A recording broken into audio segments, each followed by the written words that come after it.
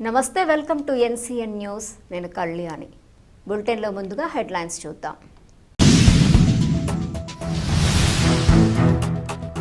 ప్రజల భద్రతే ప్రభుత్వ లక్ష్యం.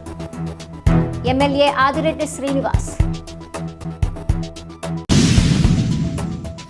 నగరంలో వీధి కుక్కల నియంత్రణ, ప్రజల భద్రత లక్ష్యంగా ప్రభుత్వం కట్టుదిట్టమైన చర్యలు చేపడుతోందని రాజమహేంద్రవరం సిటీ ఎమ్మెల్యే ఆదిరెడ్డి శ్రీనివాస్ తెలిపారు. రాజమహేంద్రవరంలోని స్థానిక క్వారీ సెంటర్లోని యానిమల్ బర్త్ కంట్రోల్ సెంటర్ను స్వయంగా పరిశీలించి అక్కడ జరుగుతున్న స్టెరిలైజేషన్, యాంటీ ర్యాబిస్ వ్యాక్సినేషన్ కార్యక్రమాలపై అధికారులతో సమీక్ష నిర్వహించారు. అనంతరం ఆయన మీడియాతో మాట్లాడుతూ నగర ప్రజల భద్రత కోసం ముందస్తు ప్రణాళికలతో ప్రభుత్వం పనిచేస్తోందన్నారు. నగరంలోని వీధి కుక్కలకు శాస్త్రీయ విధానంలో స్టెరిలైజేషన్ ఆపరేషన్లు నిర్వహిస్తూ రేబిస్ వ్యాధి వ్యాప్తిని అరికట్టేందుకు యాంటీ రేబిస్ వ్యాక్సినేషన్ అందిస్తున్నామని తెలిపారు. గతంలో గుంటూరులో చిన్నారిపై జరిగిన దాడి ఘటన తర్వాత కూటమి ప్రభుత్వం అప్రమత్తమై రాష్ట్ర వ్యాప్తంగా ప్రత్యేక చర్యలు చేపట్టిందన్నారు. అదే తరహాలో రాజమహేంద్రవరం నగరంలో కూడా ప్రత్యేక ప్రణాళికతో కార్యక్రమాలను అమలు చేస్తున్నామని అన్నారు. ఈ కార్యక్రమంలో నాయకులు మజ్జి రాంబాబు, కొయ్యల రమణ, అగుర్ధన్ రాజ్, దుత్తరపు గంగాధర్, కేబుల్ మురళి, బేసరి చిన్ని, కానేటి ప్రభు, మోతా నాగలక్ష్మి, నగరపాలక సంస్థ అధికారులు తదితరులు పాల్గొన్నారు.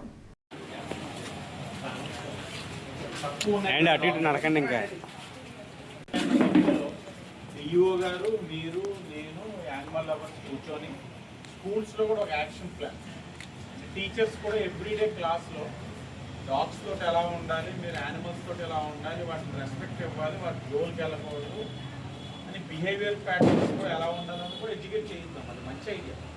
అప్పుడు చేయడం వల్ల మీకు చిన్న చిన్న ఇంకోటి ఇన్సిడెంట్స్ తగ్గుతాయి.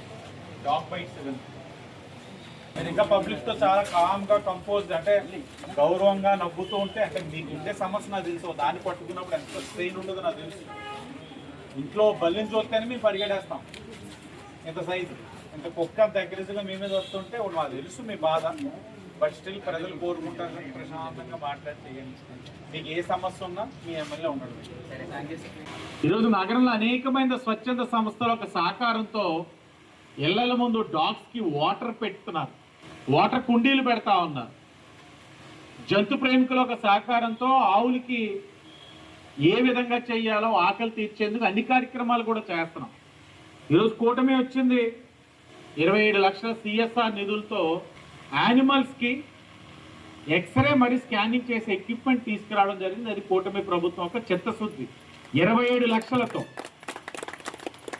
ఎప్పుడు చరిత్రలో లేదు.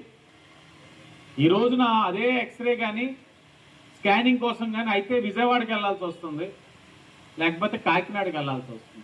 కానీ ఈరోజు అక్కడే చేయడం వల్ల యానిమల్ అవర్స్, కుక్కలను కానీ పిల్లలు కానీ అన్నింటినీ కూడా చిన్న దూడలు 3 years లోపు ఇక్కడే చేస్తున్నాం. ఎక్స్రే కానీ స్కానింగ్. 27 లక్షల CSR నిధులతో తీసుకొచ్చాం.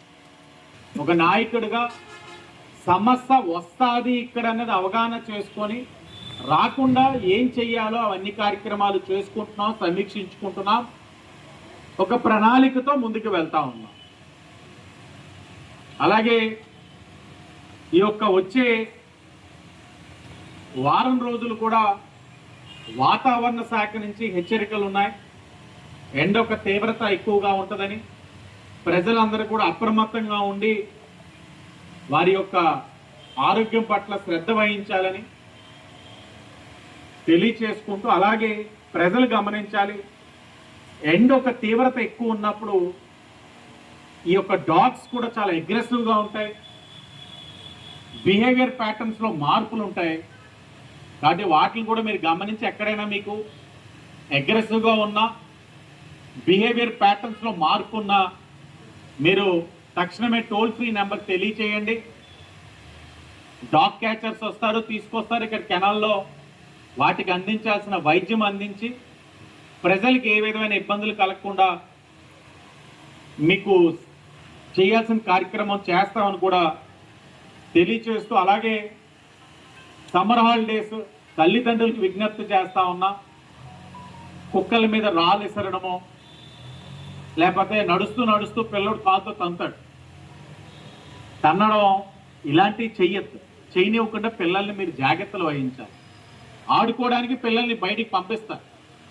కానీ పంపించినప్పుడు వాళ్ళు ఆడుకుంటున్నప్పుడు ఆ జంతువులు జోలికి వెళ్లకుండా కూడా తగు జాగ్రత్తలు పిల్లలకి ఇవ్వాలని తల్లిదండ్రులు కూడా విజ్ఞప్తి చేసుకుంటూ ఈ ఏపీసీ సెంటర్ని అన్ని విధాలుగా కూడా అభివృద్ధి కూటమి ప్రభుత్వం వచ్చిన తర్వాతే జరిగింది. భవిష్యత్తు కూడా ఒక ప్రణాళికబద్ధంగా వెళ్తా ఉన్నాం.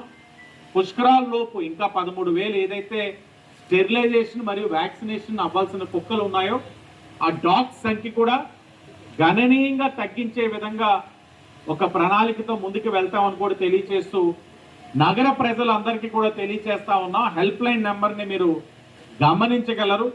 నేను మరలా హెల్ప్ లైన్ నెంబర్ని ఈ యొక్క మీడియా సమావేశం ద్వారా ప్రజలకు తెలియజేస్తా ఉన్నాం.